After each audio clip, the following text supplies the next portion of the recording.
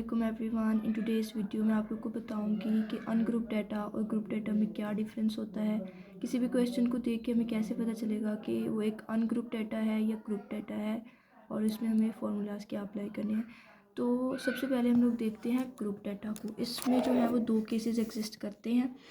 अगर हमारे पास ये दो केसेस जो है वो क्वेश्चन में प्रेजेंट नहीं है, इसका मतलब है वो अनग्रुप डाटा है।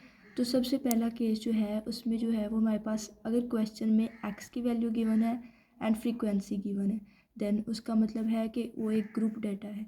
और जो दूसरा केस है उसमें क्या है कि हमारे पास एफ़ गिवन है यानी फ्रीक्वेंसी गिवन है, क्लास लिमिट गिवन है। क्लास लिमिट से हम क्लास बाउंड्री बना सकते हैं और क्लास बाउंड्री से एक्स की वैल्यू फाइंड कर सकते हैं। तो इसका मतलब वो भी जो है वो हमारे पास ग्रुप डाटा है।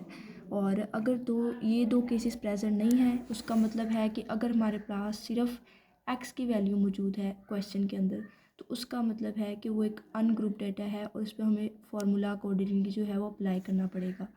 अच्छा, ये क्वेश्चंस है हमारे पास कुछ प्रैक्टिस के लिए कि इनमें जो है वो अनग्रुप डाटा वाले क्वेश्चंस हैं या ग्रुप डाटा वाले। तो सबसे पहला जो क्वेश्चन है उसमें हमारे पास एक्स की वैल्यू गिवन है एंड फ्रीक्वेंसी गिवन है। इसका मतलब है कि ग्रुप डाटा है क्योंकि इसमें हमारे पास एक्स की वैल्यू भी गिवन है, फ्रीक्वेंसी भी गिवन है। उसके बाद ये वाला क्वेश्चन देखते हैं। इसमें हमारे पास क्लास बाउंड्रीज़ गिवन है और फ्रीक्वेंसी गिवन है। ये दोनों चीज़ें किस में आती हैं? ग्रुप डाटा में। तो इसका मतलब ये भी ग्रुप डाटा वाला ही क्वेश्चन है और इसमें अकॉर्डिंगली फार्मूला अप्लाई होगा। और क्वेश्चन 3 की बात करें तो इसमें हमारे पास सिर्फ एक्स की वैल्यूज़ गिवन है, तो ये हमारे पास अनग्रुप डाटा होगा।